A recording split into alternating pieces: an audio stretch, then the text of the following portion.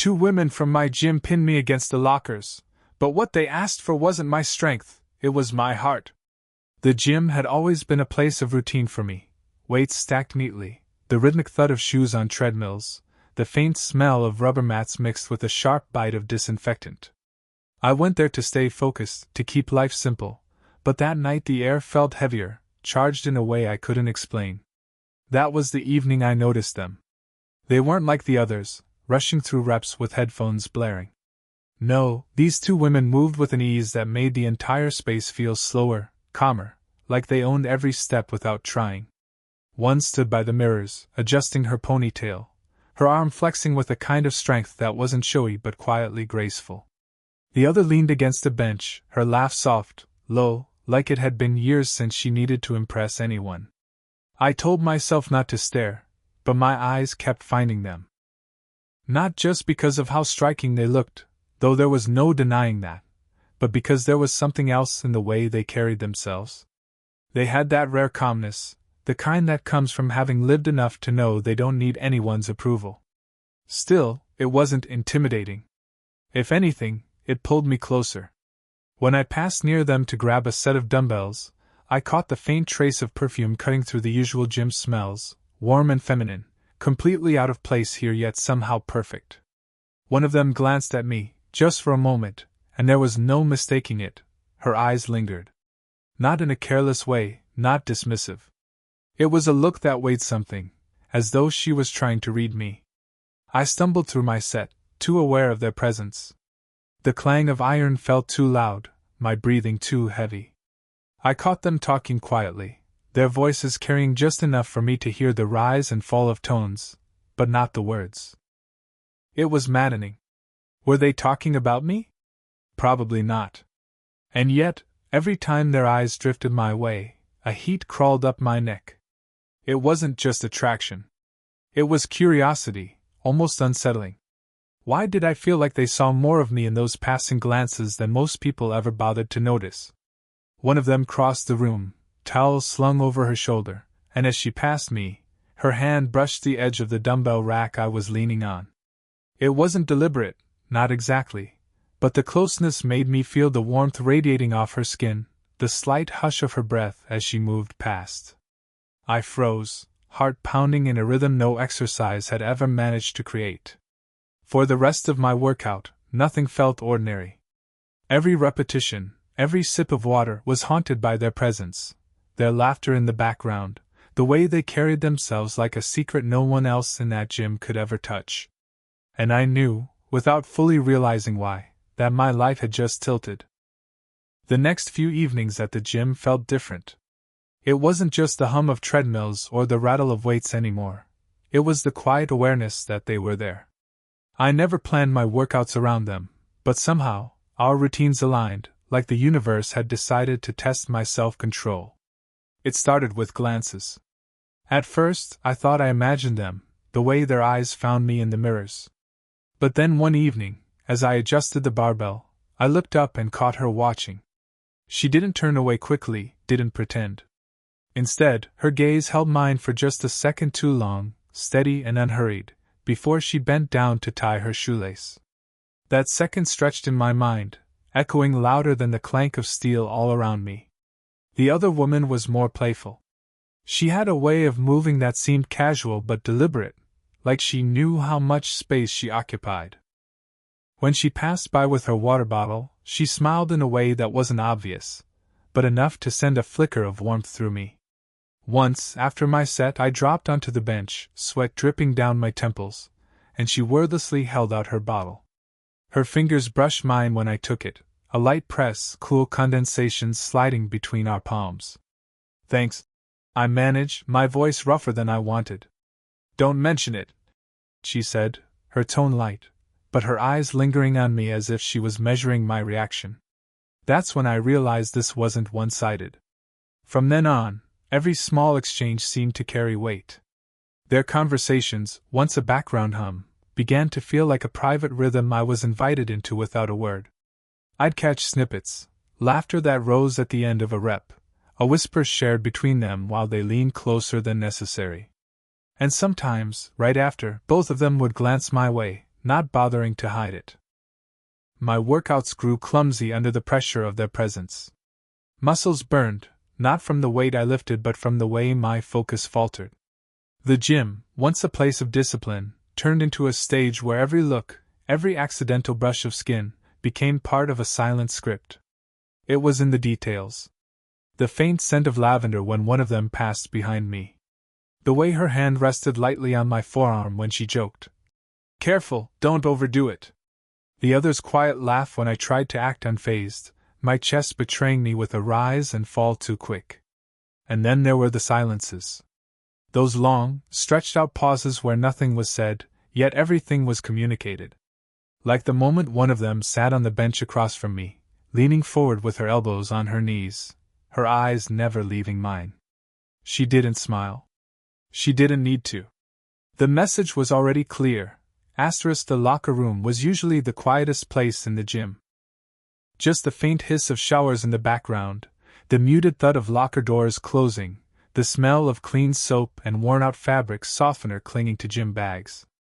It was a space where people kept their heads down, minds already halfway out the door. But that night, the air felt charged, alive with something I couldn't name. I had just finished my workout, muscles sore, shirt clinging with sweat.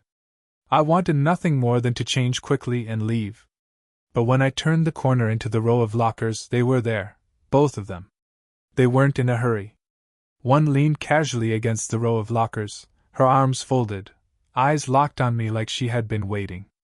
The other sat on the bench, tying her shoes with deliberate slowness, her head tilted just enough to study me from beneath her lashes.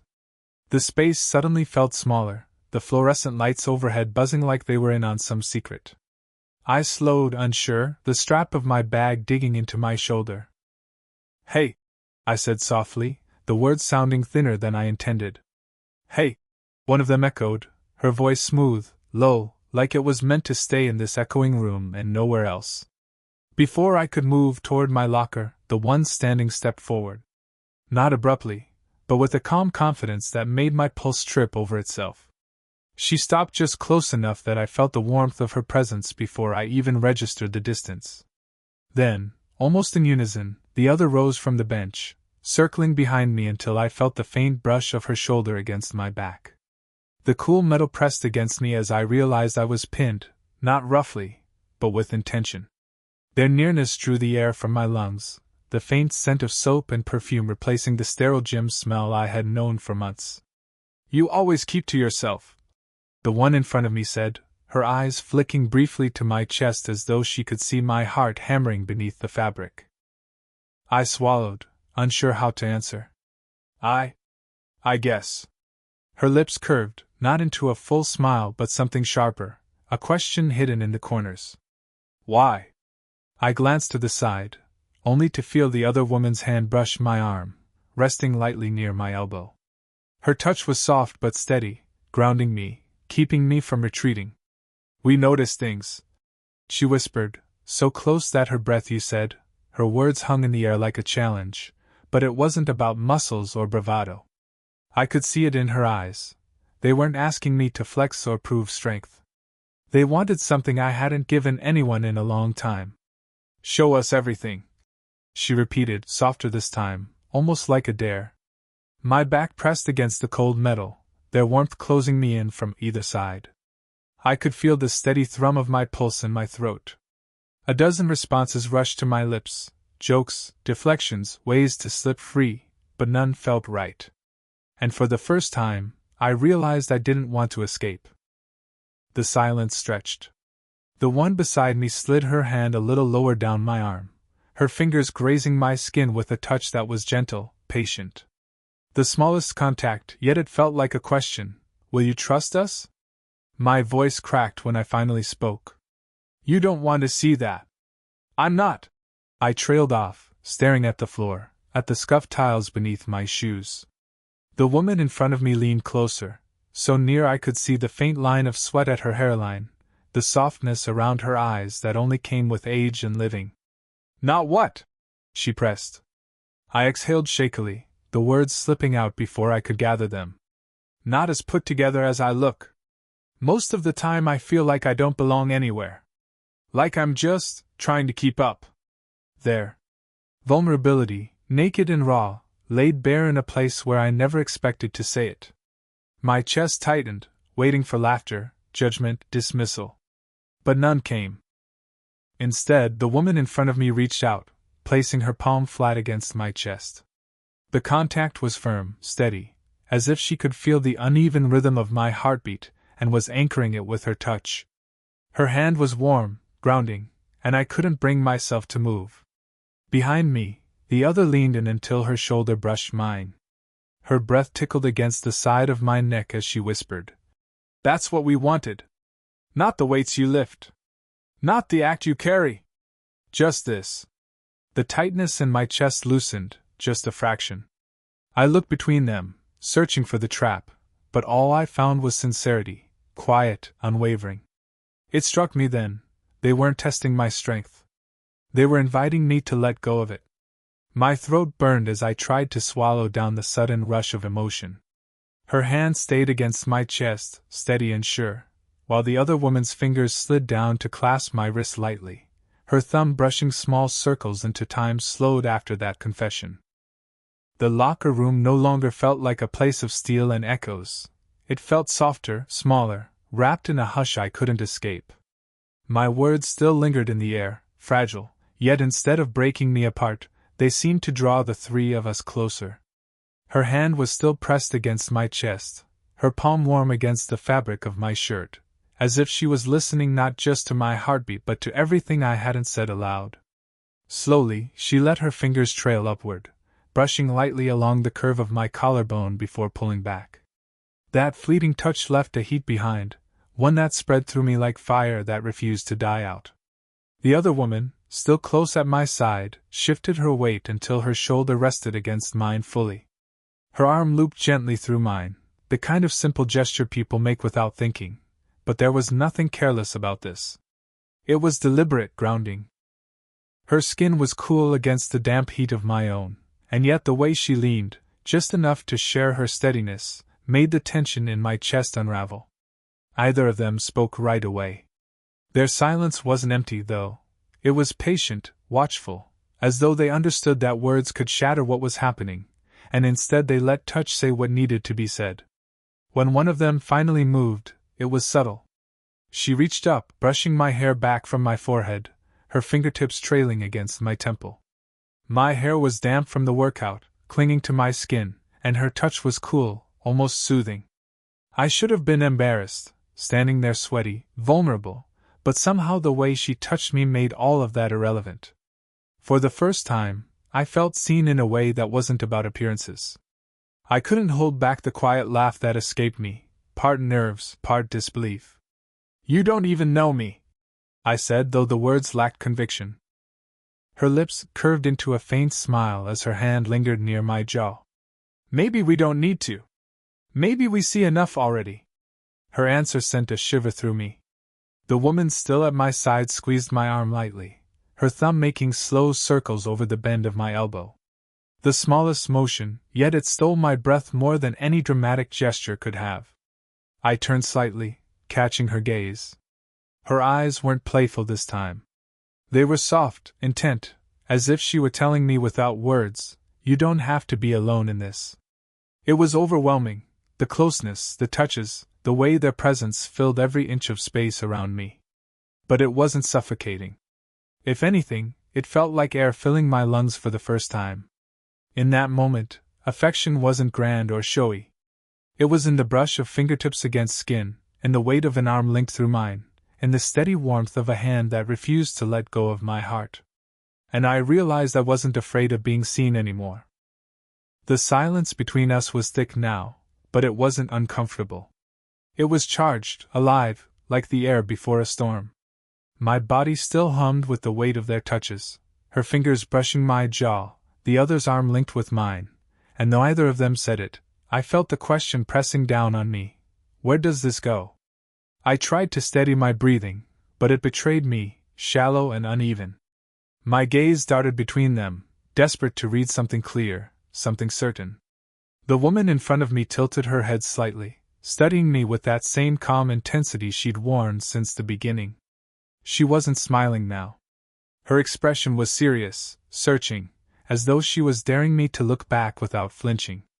Behind me, the one at my side leaned in a little closer, her shoulder pressing more firmly against mine, her presence anchoring me in place.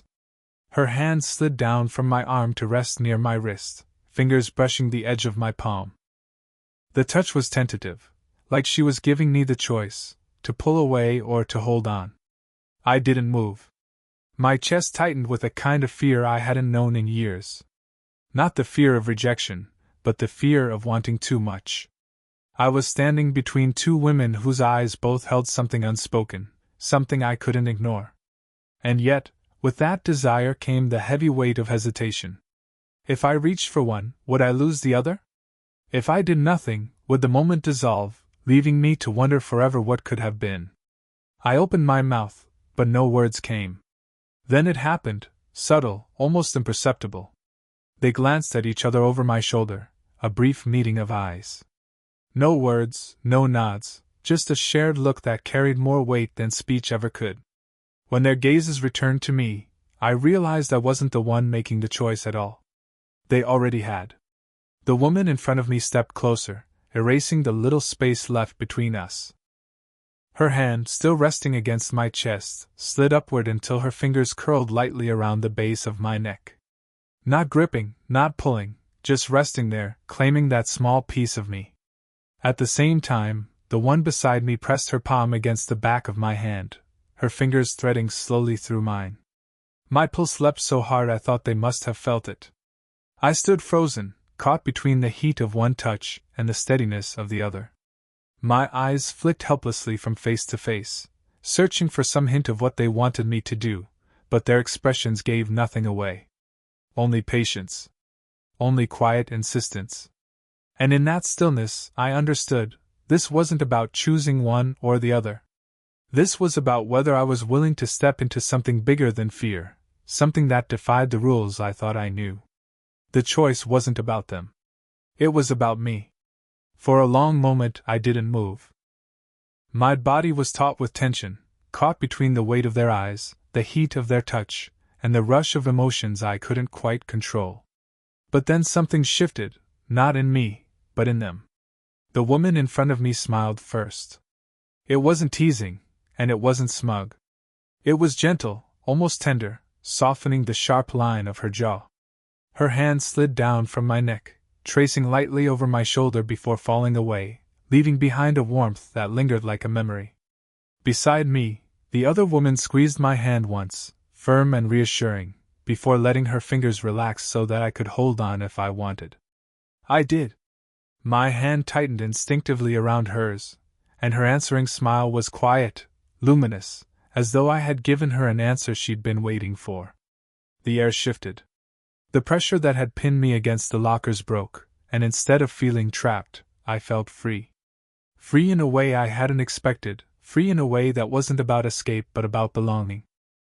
We didn't need to say much. The tension that had filled the room slowly unraveled, replaced by something softer. The woman in front of me chuckled, a low, warm sound that echoed against the tiles. "You're stronger than you think," she murmured. I shook my head with a laugh, though my voice was thick when I answered. "Not really." "Yes, really," the one beside me added, leaning her head lightly against my shoulder. The contact was so simple, so unguarded, that it nearly undid me. Her hair brushed my jaw, carrying a faint trace of shampoo, clean and comforting. My muscles, tense for so long, finally loosened. For the first time in a long time, I felt steady. We stood there in silence, the three of us, the world outside the locker room fading into nothing. Their closeness wasn't suffocating now. It was a kind of shelter, like being pulled under a warm blanket after standing in the cold for too long. Every sound, the hum of the lights, the faint drip of water from the showers, felt far away. Eventually, one of them pulled back just enough to look at me. Her eyes were steady, filled with something that wasn't pity or curiosity, but acceptance. "You don't have to prove anything here," she said. "Not to us. Not ever." The words hit deeper than I expected. I nodded, unable to find an answer, so I let my hand tighten around the one still in mine. And then, just like that, the moment lightened. The woman in front gave me a playful nudge with her shoulder, and the other laughed softly, looping her arm through mine as though it had always belonged there. The heaviness of before dissolved into something brighter, a shared promise without a single word spoken. When we finally walked out of the gym together, the night air was cool against my skin, carrying away the sweat, the tension, and every fear I had brought in with me. What lingered instead was warmth, the echo of their touch, the steadiness of their presence, and the quiet certainty that I wasn't walking out alone. And for the first time, I realized, strength isn't measured in the weight you lift. Sometimes it's in the people who see you when you've got nothing left to hide.